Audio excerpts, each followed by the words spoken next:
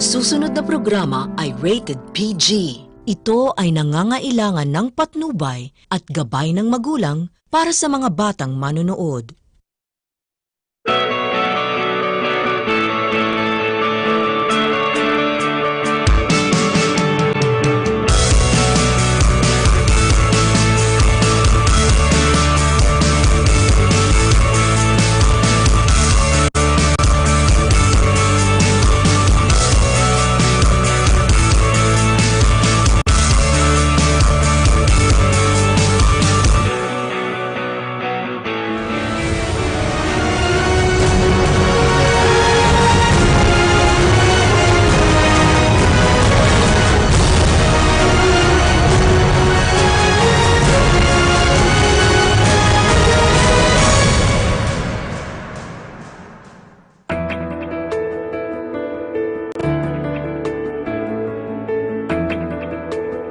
Isa sa pinakaimportante at malaking hamon na kinahaharap ng buong mundo ay ang pagbabago ng klima o climate change.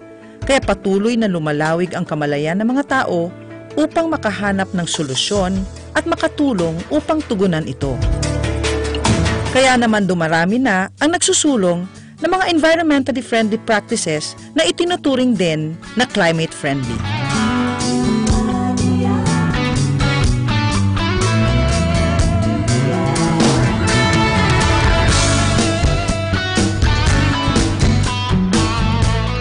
Going green, verde, eco-friendly, sustainable living ay ilan lamang sa mga terms na inuugnay sa pangangalaga ng kalikasan. Ano nga ba ibig sabihin ng mga ito at paano sila nagiging tugon sa hamon na nagbabagong klima? Yan ang ating aalamin sa panibagong season ng Klima ng Pagbabago. Ako po si Atty. Lucille Siring, isang climate change advocate.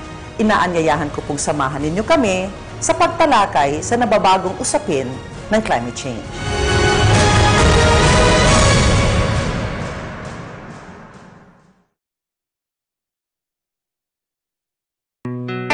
Health is our most important asset, and it should always be a constant effort to seek ways to take care of it. That includes professional medical help from the best available.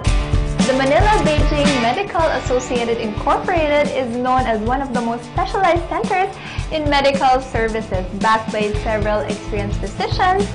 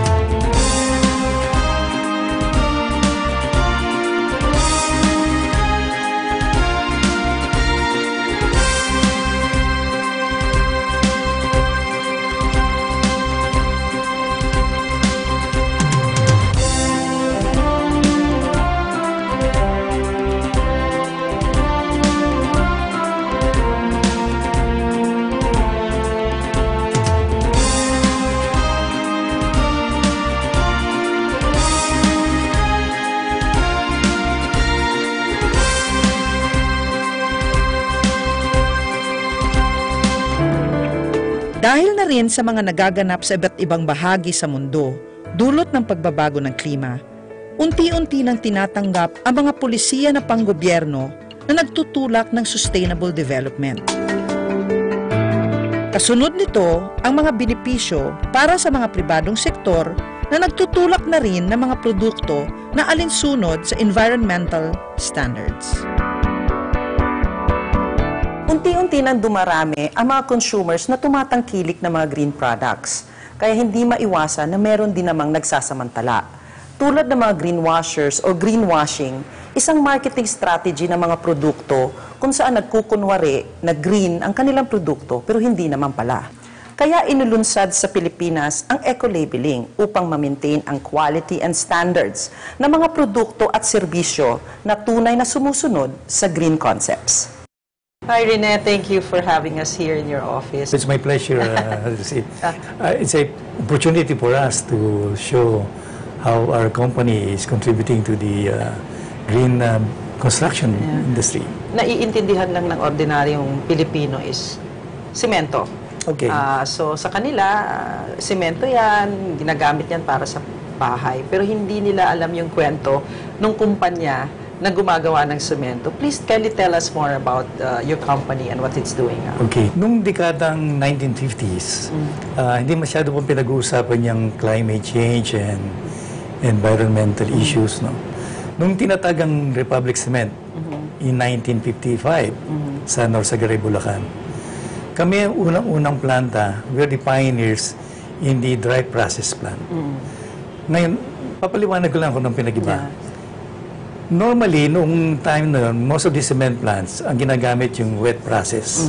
Yung materials ng limestone, shale, at ibang ingredients, after it is crushed and ground to a powder, gumagamit ng tubig para haluin. About 40% water yun And they call it a slurry. Dahil meron tubig yon, gumagamit pa ng additional fuel para lang maalis yung tubig bago maluto yung materials to become clinker. Now, the dry process way of manufacturing cement, hindi na kailangan ng tubig. Ang paghalo sa materials uses compressed air. So, you're able to eliminate the use of water. Hindi mo na kailangan ng additional fuel to remove the water. So, malaki ang savings. So, we are able to conserve water and we are able to reuse fuel. As early as what? This 1955. We are the first dry process plant in the Philippines. Pag tumaas yung demand mo for housing and infrastructure, tumataas yung demand for cement, then ibig sabihin tataas din yung demand for energy. Yes. Alam natin na pagdating sa climate change, i-explain lang natin ng konti na pag gumagamit ka, industrialization, sinabi nga ni President Duterte, gusto ko mag-industrialize, so wag niyo muna kami muna pakialaman. But it turned out that there are already companies like Republic who are responsible already in terms of trying to incorporate new processes, yung sinasabi ninyong dry process, na natanggal yung tubig, which means hindi na kayo masyado kailangan kumuha ng tubig from and compete with the commercial use or household use, and then yung energy. So, from then on until now, ano po pang ibang ginagawa ng Republic to be more responsible? Kasi lumalabas na you were sustainable, you're trying to be sustainable, but at the same time, it contributes to the cost reduction. So, ano po bang ibang ginagawa ng Republic to continue to do this initiative? More on efficiency. Bago ko sagutin, Lucille, gusto lang paliwanag na lahat ng cement plants ngayon in the Philippines and globally, dry process na lahat.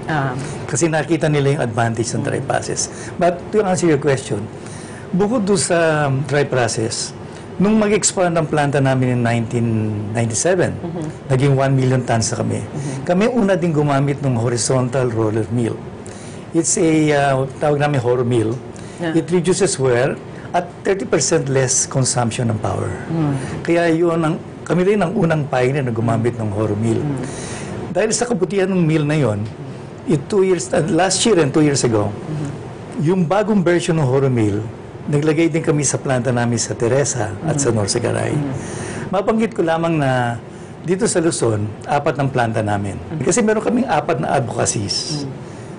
Una-una yung people and community. Ikalawa yung reduction in carbon footprint, climate change mitigation, and then environmental responsibility. Pag gumawa kami ng semento at pag pumili kami ng type of cement na manufacturing pinagbibili namin, we adapt those 4 advocacies. Sa lahat, not just part of parang conscious effort na ipasok siya doon sa entire process. Exactly. Even yung source ng materials niyo, tinitingnan nyo rin ba kung how it is being taken out before you... Actually, most of the materials paggawa ng semento galing sa quarry namin. Limestone na karamihan yan .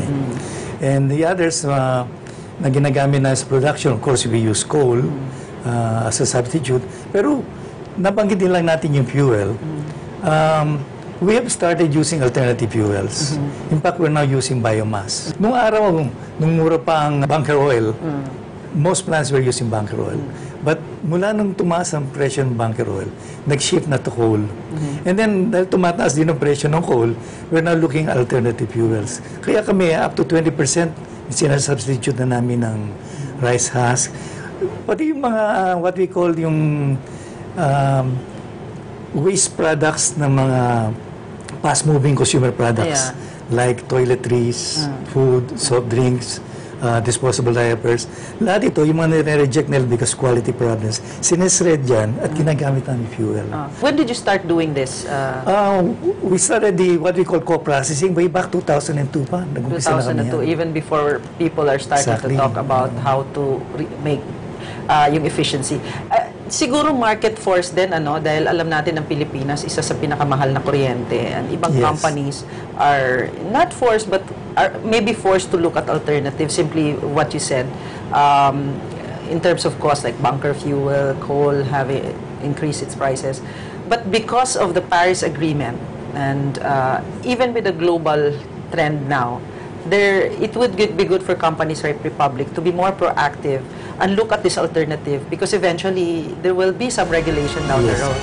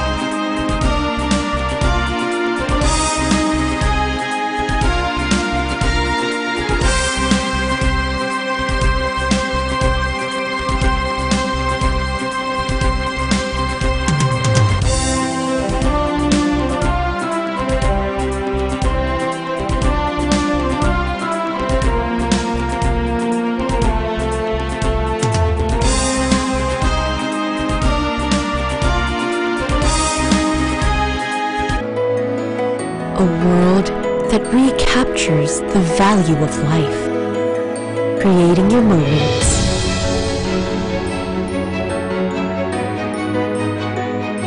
kindling your passion, worth reliving over and over. This is your world, your life, your garden.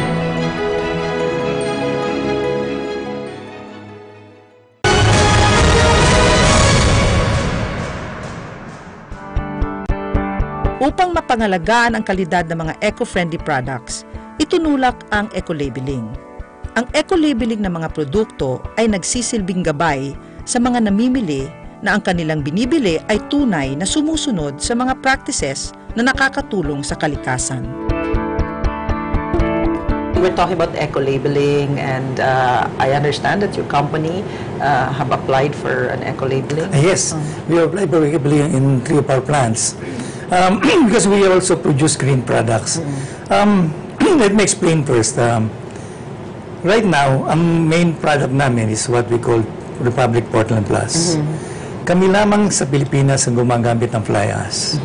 Fly ash is a byproduct ng mga power plants using coal. So, normally, yung fly ash na yan, they have to put up a water pond para dun itambak yung fly ash. Pero because we are now what we call the total fly ash management, kinukuha namin sa kanila yung fly ash, tinahalo namin sa semento.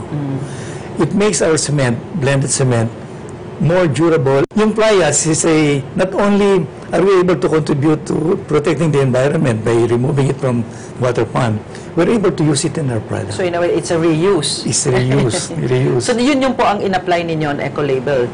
Yes, one of that. And then we have also what we call the kapitbalay.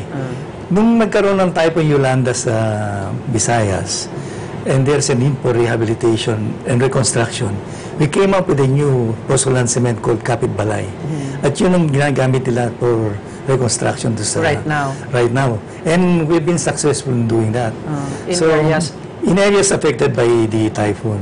Now, when it comes to power, one of the initiatives also that we made, doon sa planta namin sa Teresa, yung heat na normally dissipate sa atmosphere from the cooler, we were able to harness it. Nagtayo kami ng heat recovery system, brother. Nako-convert namin yung heat into steam and generate power. And we're able to reduce our requirement from the grid by 30%. So, again, we were one of the first to come up with that in the Philippines. So maybe you want to share with us anything more that you feel that the viewers will have to take on as they watch this. We are constantly looking into products that can contribute to the green construction. For instance, we have this bio-roof. It's a combination of aggregates and cement that can be put on top of a building and create a garden. Oh, okay. So we were able to trap the rainwater and create a garden. We call it bio-roof. Is it available now? Yes, actually, the building of the Luzon Laguna Lake Development Authority, sa bagong building lang may bio-roof. Wala na yung mga tile roof. Wala. Maybe that's what the new businesses will have to learn and new houses will have to check out. Kasi kung may ganun technology, this will be very welcome pag nag-increase yung temperature, no? Yung bio-roof. Exactly. Improves also the indoor temperature. It's very ideal for buildings kasi normally buildings they have a flat roof. And you can put that in top of it. We call it the bio-roof. And it really, not only was it able to help cool the building, but there's it enhances the beauty of the aesthetic, and then at the same time the indoor temperature can help. Exactly, yes. So what else po? Ano po yung mga ibang produkto na aside from bio-roof that you feel would help address issues in the environment? Well, these products, gusto namin maging eco-labeled products. Kasi sa tingin namin, those buildings that want to be certified under either LEED or Verde, they need products that are certified or qualified. That's right. So we want to contribute to that. Kaya yung products na pinaproduce namin, gaya ng bio-roof, yung Portland Glass, all this because the process reduces carbon footprint.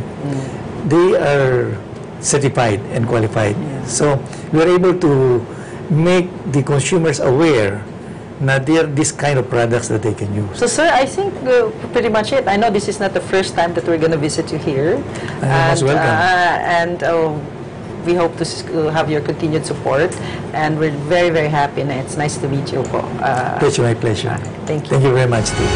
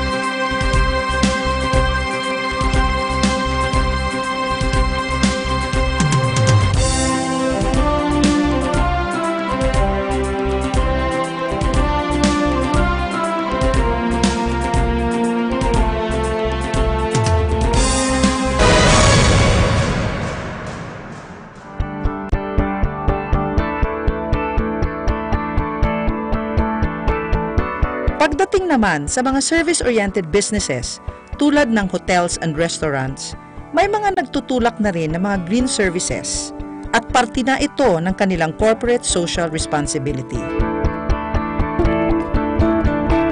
Napatunayan na rin nila na hindi lamang sila nakakatulong sa kalikasan, nakakatulong pa ang green practices sa kanilang kita dahil isa sa mga itinuturing na climate-friendly practice ay energy efficiency o ang pagtitipid at tamang paggamit ng kuryente.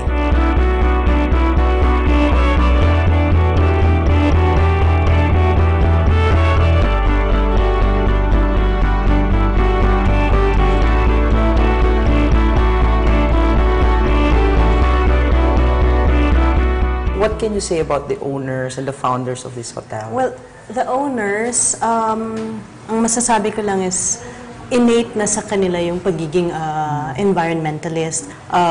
Hospitality is part of her life, but she wanted to go further. So hindi lang siya just for service, just for profit, but also to impart a message. And that message is yung taking care of the environment. Na-conceptualize tong eco-hotel, it started with construction first. Making use of all recycled, repurposed, all these materials. Tapos, making use of natural light, natural resources.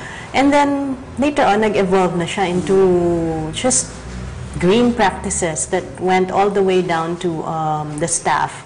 Yeah, and even in the head office and even in the properties that were developed thereafter. Alam natin na ang Pilipinas ay isa sa mga vulnerable sa climate change. Pero pinag-uusapan natin sa programa na ang tugon ng pagbabago or addressing climate change is really in the individual.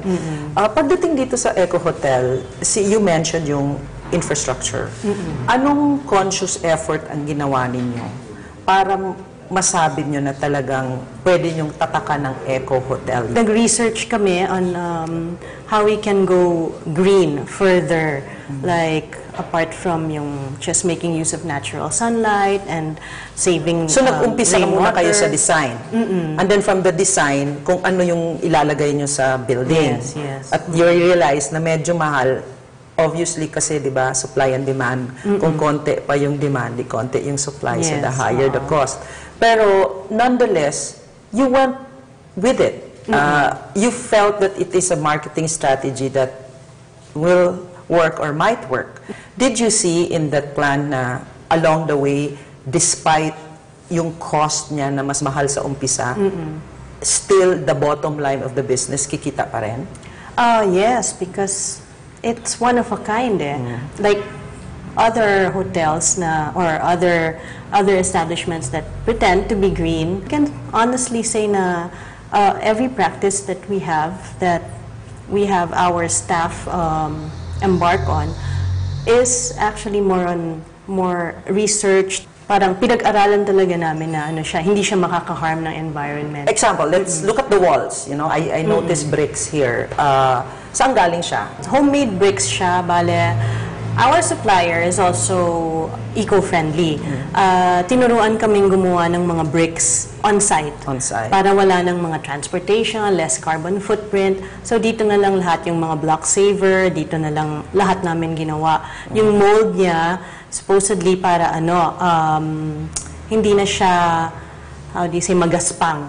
Para hindi na kailanganin ng palitada or ng plastering. And so pag brick over each brick, smooth pa rin siya. So you're saying kung ordinary building, gagawa ka ng, magmimix ka ng semento, tapos may iba lalasunin pa, o tinatawag nila lason, gagamit ng chemical, tapos gagamit ka ng ilang layers ng paint. Dito, in a way, nakatipid kayo sa pintura, kasi hindi nyo na kailangan palitadahan pa. So yun yung part nung, kasi ang concept ng green, is yung less yung gamit mo nun in your building. On top of the design and use of materials, napansin natin na gumagamit kayo tulad nito no nasa likod natin, mga crates. Pero may disenyo siya. Ano ba yun? Kinuha nyo na lang to ng libre or pinamigay lang? may mga sa Pierre, and dyan sa, on the way to Tagaytay, may mga tindahan dyan na nagdi-dispose na ng mga paleta. Pero murang-mura na lang siya. So, at ginawa nyo siyang table. Per kilo na lang. Naging part siya ng design, nakatipid pa kayo dun sa interior. Yes. Tapos tulad dito, nakikita natin na gawa siya sa recycled paper. Yan, sa mga scratch paper. May mga lumapit sa amin, may mga nakita kaming mga disenyo nila na maganda naman, bagay sa hotel, tapos green siya dahil hindi siya nag-aaksaya ng resources. So, how do you say, we supported them. We supported their cause. So, medyo dinadissect ko lang para rin maintindihan ng mga nanonood sa atin.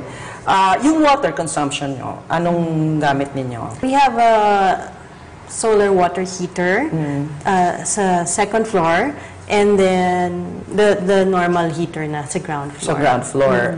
Kasi hindi kaya nung solar. Hindi kaya ng solar. So may mga limitations pa rin talaga. Isa yan sa mga nagiging dahilan kung bakit yung iba na medyo na nagdadalawang isip, no? Kasi talaga una, price.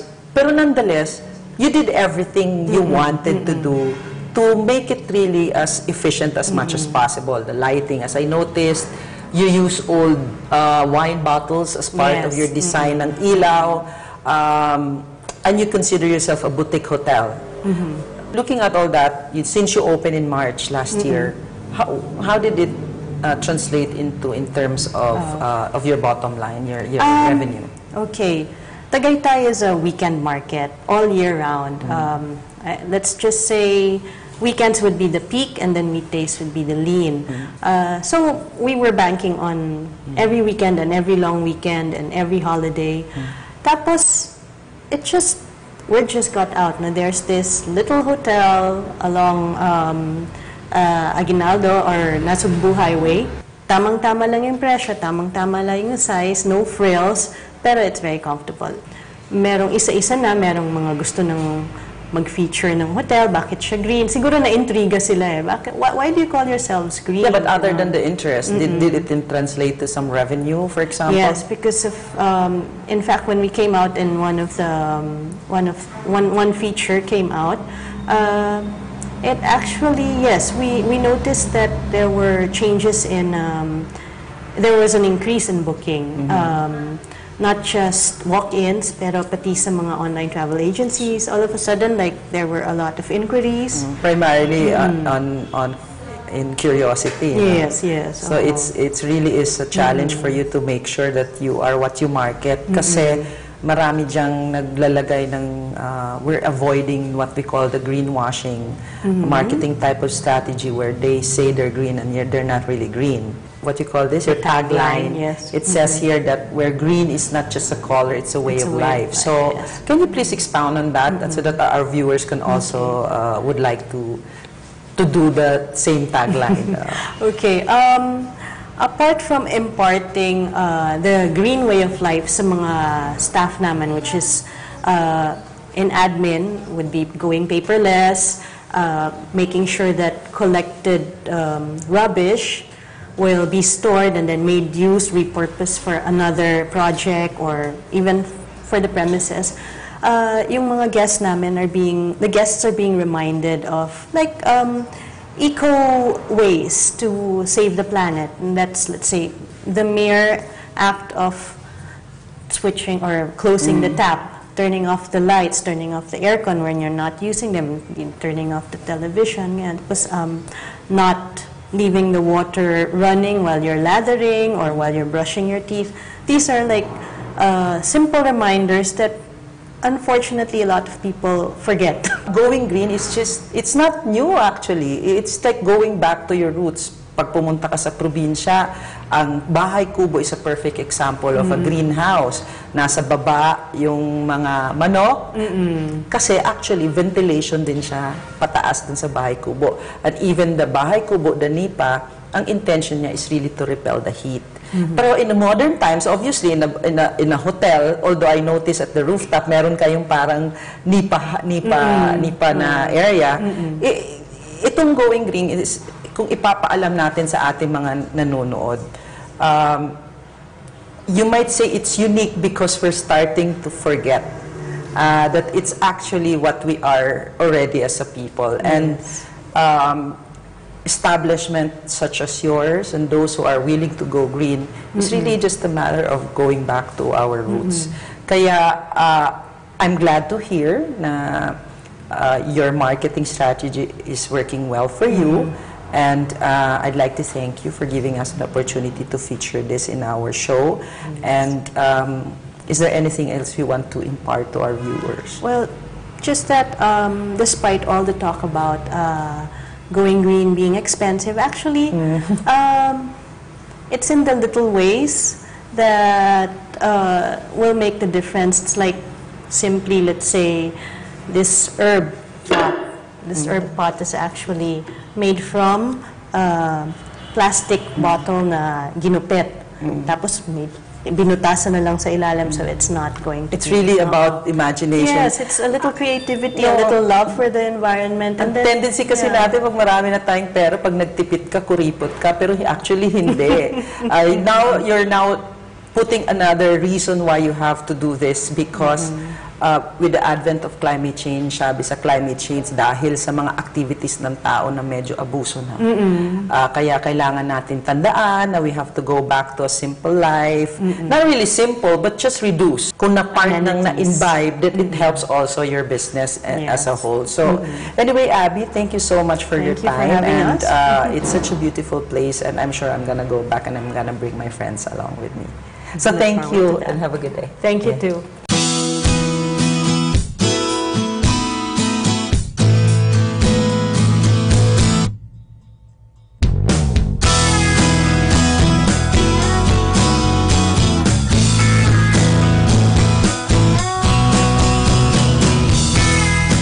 Here now at Lime and Basil here in Tagaytay, and with us is Miss Sigrid and Mar. So today, what do you call it, demo or kung paano? Ano bang gagawin natin today, Mar?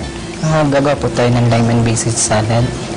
And ito yung mga ingredients. So, Miss Sigrid, alin dito yung grown here in the garden? Okay. So, yung mga basil and pakchiparang, yun yung galing sa garden. And then yung eggs, lettuce namin, galing siya sa local market. Dito rin around Dito lang around Tagaytay. Sige, umpisa na natin kasi parang excited na ako makita. Please, Mar, show us ano bang ingredients at paano siya gawin. Kaya ba namin gawin to sa bahay? ay, opo. Okay, Madali lang po gawin. Okay. Una po, lagyan po natin ng lettuce.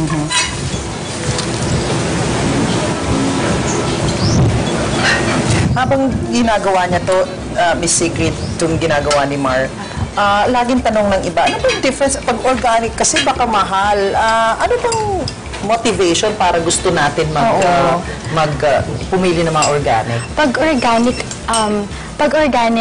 hindi naman kailangan galing sa ibang lugar. Pag organic, kahit yung galing sa sarili nating bakuran, or kung hindi naman tayo makapagtanim sa ating sariling bakuran, pwede naman siya manggaling sa local market natin. So, kanina yung ginawa ni Mar, nag-start siya sa lettuce, tapos anong sinunod ni Mar? Yung peanuts, and then pachiparang ito. Ito po yung pachiparang, para pakita lang natin sa kanila. Tapos, ito po yung fried shallot. Shallot. Parang ang sarap. Tapos, anong next na? Basil po. Basil fresh, ito. Then after that, haluan lang natin. Ano pong sauce ito? Tamarind sauce po. And that's very unique for Thai Yes, for Thai recipes. cooking. Okay.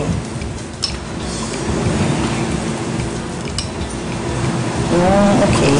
After po niyan, lagyan po natin ng fried basil. So, on top of the fresh, meron pang fried na dito rin makikita sa kanilang garden. And then, last yung egg. Fried egg. So, dito pa lang, kompleto na siya, no? It's already a full meal, and it's really organic. Nakita natin kung gaano kabilis gawin ang salad. Alam naman natin yun. Pero primarily, not all salad are made the same. Primarily dito, nakikita natin, una, galing sa inyo, sa garden nyo, then obviously it's organic. Ano sa tingin nyo yung malaking advantage ng using organic or dito lang, other than the cost, for example, mas mura ba siya kung dito lang tinanim? Or at the same time, yung pagiging organic niya, part ba yun ng marketing strategy ninyo? I think yung sa cost naman, I think mas mura siya. And then, kasi yung mga tao ngayon mas smart na sila eh. I think they are more aware kung ano yung maganda sa kanila, kung ano yung pangit sa kanila. So, at saka pinili namin organic kasi yan yung malapit sa atin eh. I mean, pagpupunta ka ng market, pagpupunta ka ng local market, yan yung makikita natin. So, and especially here in Tagaytay, we are very lucky kasi marami ditong so yung weather also plays a important Oo, yung weather, especially kasi maganda yung soil dito and yung weather. Ilang percentage ng ingredients ninyo ang nanggagaling sa garden ninyo? As of now, kasi dahil din sa weather, siguro mga 40%. Hindi na masama. From here, nang hindi mo na kailangan i-travel at kontrolado mo. Para lang sa mga nanonood, isa sa mga rason kaya gusto na hinahanap na rin natin yung organic dahil marami na mga studies na nagsasabi na yung fertilizers are not good for our health. Yung iba nga doon, source na siya ng cancer. Yes. So, ang isang rason kung bakit gusto natin mag-organic is umiwas tayo ng fertilizer dahil yung fertilizer ay nag-i-emit ng emission. Synthetic yung iba, hindi siya. Yung iba, pag hindi natural fertilizer, yung paggawa nun, that causes not only cancer, it also requires a lot of emission. Kaya yun na nagiging logic why organic mas maganda pa rin siya than those that are using fertilizer. So, but lastly, Miss Sigrid, I've heard of your restaurant. This is my first time here. I'm so sorry, pero I'm sure I'll come back and I'll bring my friends. Just give us your address. Alam ko, it's lagpas, tinandaan ko na, lagpas ng residence in Zoo. Pero anong exact address niya? We are located at 9014 J. Rizal Street, Barangay Sicat, Alfonso, Cavite. Good. So, I'm excited. Are we gonna taste more of our... You know, it's one of my favorite dish. Thai. So, sige, thank you so much, Thank you Miss so Sigrid. much. And Mark, thank you. At let's go.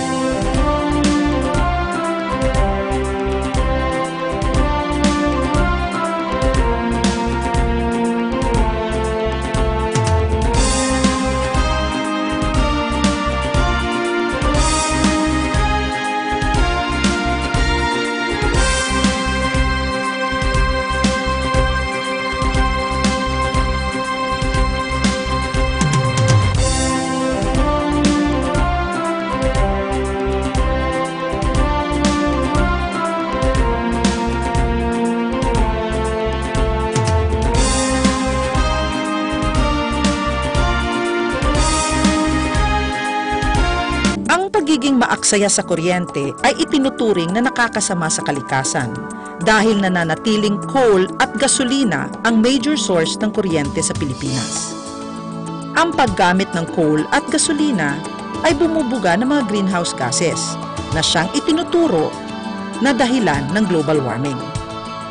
Kaya ang paggamit ng mga alternatibo tulad ng solar power ay isang hakbang o isa sa mga solusyon upang mabawasan ang paggamit ng mga coal at gasolina.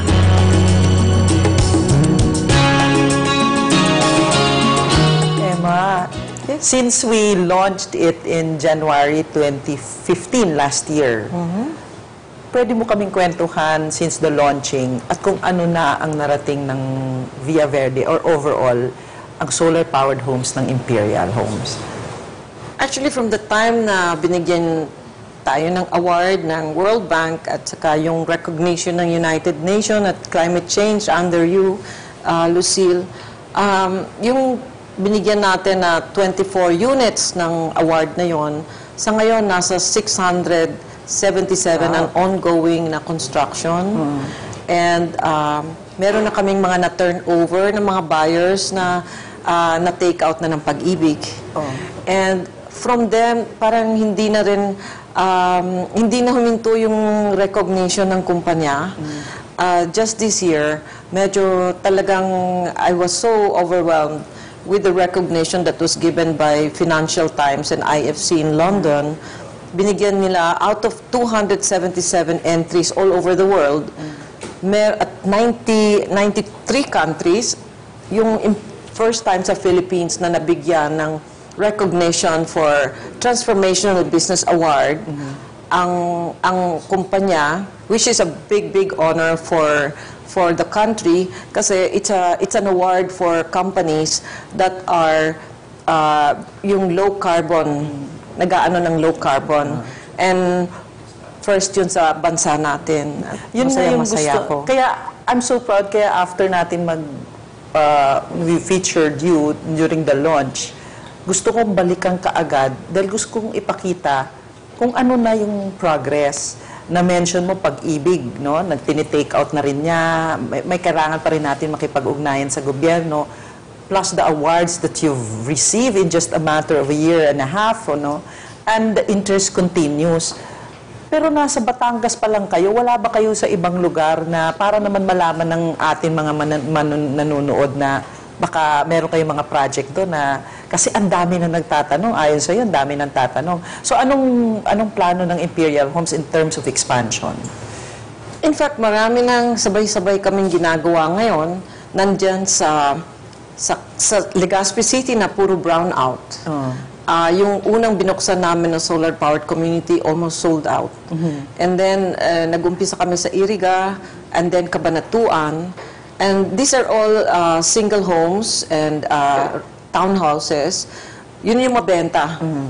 For the first time, maglo-launch kami ng 3-story condo villas na magiging 24-hour solar din, which is again the first, no? Kasi wala pa niyan na mga condo villas na magkakaroon ng solar with lithium battery and solar solution. So you mentioned kasi 24 hours, no, para lang sa mga nanonood. Ang solar kasi is good on pag may daytime.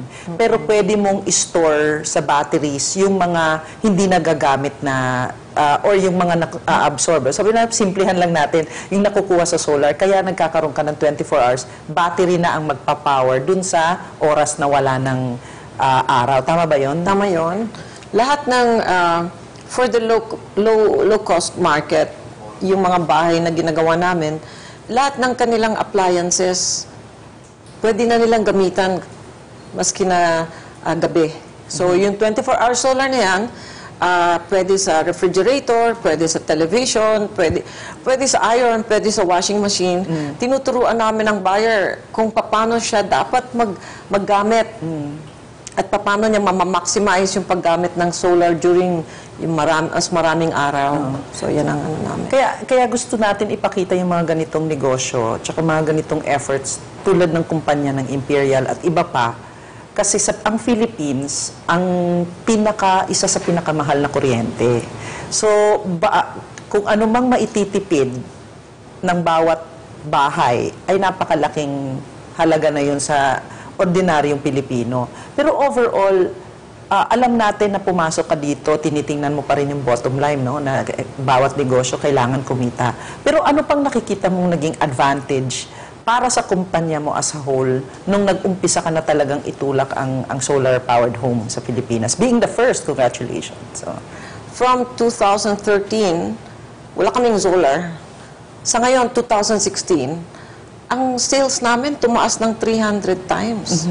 Kaya sinasabi namin sa mga ibang developer, alam mo, meron dito talagang pangangailangan at saka kikita sila, hindi masama, nakakatulong pa. Kasi yung mga buyers ngayon, ang dami sa aming inquiries na nagagalit pa nga yung mga buyers kasi bakit kayo wala sa Bulacan? Bakit wala kayo sa Antipolo? Bakit wala kayo dito? Ganyan. Sa amin pa nagagalit. So, minsan, ang inquiry namin umaabot ng 700 a day. Bawat araw. And so, parang nagmamadali kami na sana meron kami dito, meron kami dyan. And sometimes, yung mga developers, sinasabihan na namin, wala kami sa Bulacan, bakit hindi kayo maglagay? So, yun, parang ini-encourage namin sila para naman yung aming dream. Personally, ang dream ko is that the Philippines will be the solar capital of Asia in mass housing, sa mga low-cost housing and mass housing. Kasi, yun nga, bawat isang bahay na binibili sa amin, sinasabihan namin yung mga buyer, alam nyo ba, nakakatulong kayo na makatipid kayo ng fossil fuel sa country natin. Bawat isang bahay nakakatulong sila magtipid para sa bansa ng 44,000 a year. Ngayon, nakakatulong naman sila makatanggal ng carbon dioxide emission ng 1,200 kilos of carbon dioxide a year. So, parang napakaganda, di ba, kung lahat ng tao at lahat ng developer ay gagawa ng ganito. So, pag titingnan mo dito, una mong pasok ay, pag kunwari may bibili, ang tingin lang niya magtitipid siya ng kuryente. Pero yung pala, meron din siyang kaukulang tulong, hindi lang sa pagtitipid, dahil sa pagtitipid niya, nakakatulong pa siya sa kalikasan. Kaya siguro, isa yan din ang dahilan kung bakit nag-jump yung sales mo to 300%. That's very impressive. So, how do you think you would see Imperial, na-mention mo, challenge pa rin sa mga developers, no? Hindi sila ganun kabilis. May proof of concept ka na, meron pa rin silang pag-aalinlangan. Ano kaya sa tingin mo ang dahilan? Bakit ang tagal? Di kayo nag-uumpisa din sa puso yun, Emma? Siyempre, sa babae, malakas yung sa puso, di ba? So, siguro yung sa akin is really from the heart, and I've been doing this from the beginning. But I'm trying to explain na nga sa mga developers na hindi yan, ang hesitation kasi is that tataas yung presyo ng mga bahay nila. Hindi naman ganon kasi ang solar na idadagdag nila sa bahay nila, iwala yun. Yung solar na yun para sa kuryente. So, ang kuryente, buwan-buwan, nagkakaroon ng kuryente talaga na bill yung buyer. So, every month, ang low cost na ginagawa namin, ang usual bill niyan is nasa 2,000 to 2,500 a month. Pag naglagay sila ng solar solutions namin, ang binabayaran na lang nila through Pag-ibig is 1,000. So, ang tipid ng buyer is mga 1,000 to 1,500 a month. Sa kuryente, tapos 20 years pa, yung 15 to 20? 25 to 30 years. So, para silang nakabili ulit ng isang bahay sa pagtipid nila sa kuryente lang. Kaya nga sabi ko nga, siguro, dapat din natin patuloy pa rin tayong makipagtulungan hindi sa iyo at sa iba pa. Para lang kasi awareness siguro isa sa kulang sa atin dito. So, hindi masikat ka na siguro kung sa karamihan na kilala ko pagdating sa green dahil ikaw mismo, you're walking the talk. So, any other messages you wanna leave our viewers para naman sila na mismo ang hihingi sa mga developers para malaman ng developers na may demand talaga for solar power system? Yung mga buyers na experience namin ngayon, kung meron kayong mga lugar na gusto ninyo na wala kami, kasi kami lang ngayon ang gumagawa nito, hingin ninyo sa mga developer. Kasi yung sinasabi natin, yung demand, yan ang nag-create talaga ng supply. So kung maraming magdi-demand, supply will come. So, you know, tell that to the developers that you want to save also. Kasi nangyayari na nangyayari na dito sa subdivision namin. Bakit hindi pwede mangyari sa Cagayan de Oro, sa Mindanao, na wala namang kuryente? Ay, by the way, yung mga buyer namin na nasa Bicol, na laging may brownout, ngayon wala na silang brownout. Magandang-maganda na mga buyers maging aware na pwede na pala. So, i-demand ninyo.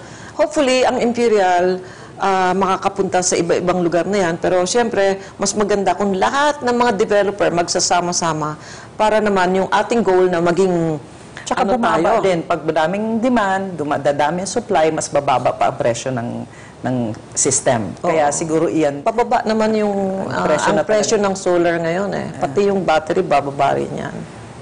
So, Emma, siguro nasabi na natin lahat at alam ko patuloy pa itong pag-uusap natin dahil hindi ito ang una't huli na ang Imperial Homes ay mamamayagpag lalo na sa area ng solar-powered homes.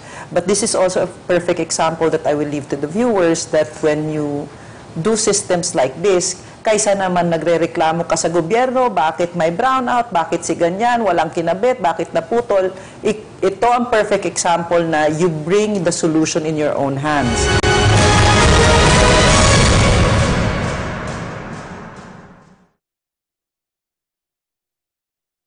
Ang pambansang almusal,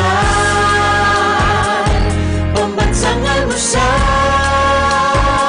ang pambansang almusal, pambansang almusal. Lunes hanggang Biyernes, alas 5 ng umaga, dito lang sa Net 25.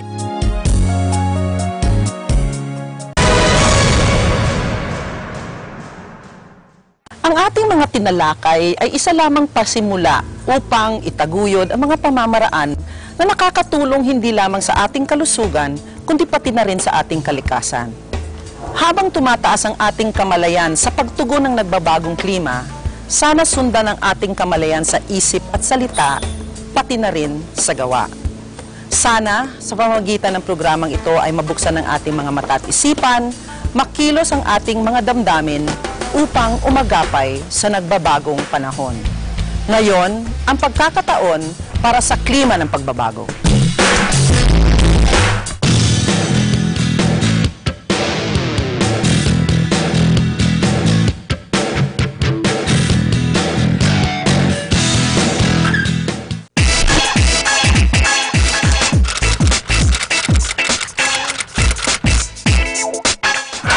Welcome to my humble home na I try to be climate smart. So come in. Pero bago tayo pumasok, may papakita lang ako. Kung nakikita nyo, nagtatangka ako maging gardener. Pero lahat po na nakikita nyo dito, mukha na siyang malinis, pero iniipon ko po lahat ng mga dahon, ng mga patay, o yung mga iba na nahuhulog na. Kung nakikita nyo, gumagamit pa rin naman ako ng plastic, pero hindi mo maiwasan. Ito po kasi ay iniipon ko para sa composting.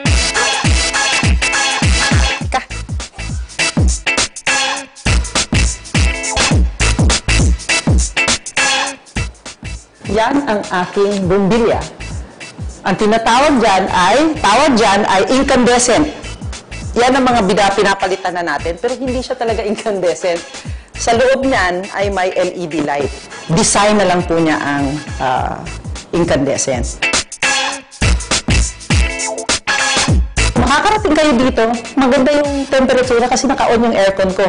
24 lang ang kanyang temperature, pero malamig na siya. Bakit? Kasi very conscious ako sa pagpili ng aking mga appliances at saka ginagamit ko rin yung siyensya para talaga mag-improve yung aking indoor temperature. Ang aking bahay isang bungalow. So, pag isang bungalow ang bahay mo, lalo na sa summer, mainit siya dahil malapit ang kanyang bubong. Kaya talagang kailangan mo talagang gumawa ng paraan para talagang maganda ang temperature dito. So, ang ginawa ko, nag-research po ako, doon natin nakita isang science na ginawa ng UC Berkeley, na ginawa nila sa India, na ang ceiling fan pala ay mas effective magpa-reduce ng indoor temperature kaysa yung stand fan na nabibili natin ngayon sa ating mga tindahan. Ang ginagawa po natin ay bago ko i-on yung aircon, ay 10 minutes to 15 minutes ko ino-on yung ceiling fan kasi yung init ng temperatura na nakakonsentrate sa bubong ay mas spread out siya sa buong room. Kaya, pag in-on ko yung aircon, hindi na siya nahihirapan. Kung napapansin po ninyo sa inyong mga bahay, at kunwari mainit pa yung inyong kwarto, at bigla nyong i-on yung aircon, mapapansin nyo yung aircon nyo parang hirap na hirap, dahil pinipilit niyang lamigin kaagad yung kwarto. Pero pag may ceiling fan po kayo, 10 to 15 minutes, nakakasiguro kayo na pag on nyo ng aircon, hindi siya hirap na hirap, doon mo mararamdaman ang savings. Kung napansin po ninyo, yung aking wall dito sa likod ay red, pero sa buong bahay po ay puti. Dahil ang karason ng bakit puti ang aking wall ay para tumulong na rin sa indoor temperature. Pag medyo dark po kasi ang iyong mga walls, nakakaramdam ka talaga ng pag-init. Bakit ko po ginawa yun? Meron po kasi ako talaga ding measurement para yung indoor at outdoor temperature. Ganun po ako ka-conscious sa aking kuryente dahil nag-iisa lang po ako sa buhay, kaya lahat po ng pagtitipid ay ginagawa ko. Pero puntahan na natin ngayon yung aking solar on-grid na ipapakita sa inyo para ma-explain sa inyo kung bakit mura ang aking kuryente. Dito naman, hindi na ako pumili ng mga chandelier na kadalasan nakikita natin sa mga disenyo. Kumuha na ako ng isang ceiling fan din na meron na ring ilaw. Kaya yung concept pa rin na gagamit ng ceiling fan para mag-improve yung temperature ay consistent pa rin dun sa climate smart house na gusto ko rin ma-achieve.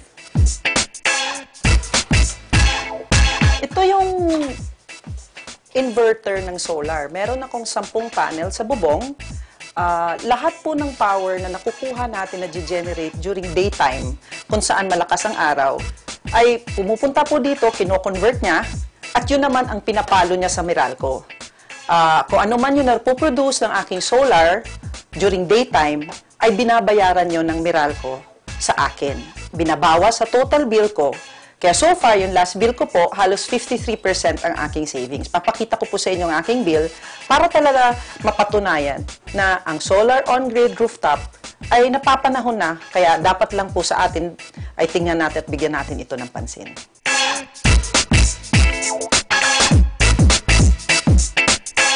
Ngayon naman, samahan niyo ako dun sa aking munting garden o kung saan sa mga episodes na napanood natin ay tinatry kong gawin yung mga learnings na nakuha natin sa ating mga kaibigan. Ang kaibahan ng 24 hours ng solar ay kung meron kang battery. Pero ang system po na meron ako ay yung tinatawag nilang on-grid.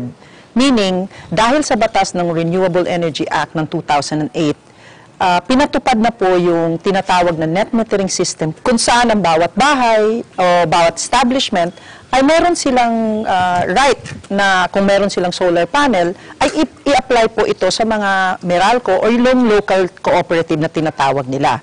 Dito po makikita natin na pag ikaw nag-apply ng net metering, bibigyan ka ng Meralco ng 2 metro. Dito sa baba, yung tinatawag nilang receive, yung mababasa dito, yung kilowatt per hour, yung nagagamit mo galing sa Meralco. At ito naman sa taas ay yung dinideliver mo sa Meralco na nag-generate ng solar panels na meron akong nakakabit sa bubong. Makikita mo dito na mas malaki ang konsumo na nare-receive ko dahil naka-on halos lahat ng ilaw sa loob ng bahay at saka yung isang 2.5 horsepower na aircon ay nakabukas. Pero kung titingnan mo siya overall, meron po akong kopya dito ng bill ng Meralco, papakita ko sa inyo. Dito po, sa kaibahan ng ordinaryong electric bill, dito lang makikita sa bill na ito yung tinatawag na net metering export energy. Ito po yung binibenta o yung pinapalo ko papunta sa Meralco. Kung nakikita nyo sa bill ko, may 1,000 akong nabenta sa kanila na halos 53.99% sa total bill ko. Kaya ang bill ko po ng December, kasama na actually yung November, is only 2,280 pesos. Kasama na ho yung gabi-gabing paggamit ko ng aircon at saka yung 2.5 horsepower na meron ako sa sala, pati na rin po mga ilaw, pati na rin po yung refrigerator, pati na rin yung washing machine, kasama na po doon. So makikita ko yung tipid, kaya masasabi kong sulit na rin dahil ang lifespan ng isang solar panel ay 25 years. Although ang warranty ng karamihan ng mga supplier nasa 10 years lang, ang lifespan po ng solar panel is about 25 years, kaya sulit na siya. At saka yung very low maintenance, ang ginagawa lang po namin every 3 or 4 months, pinapahiran lang namin yung panel itself para walang nakaharang, walang mga debris, walang dumi, kaya para ang efficiency po ng solar makikita pa rin natin.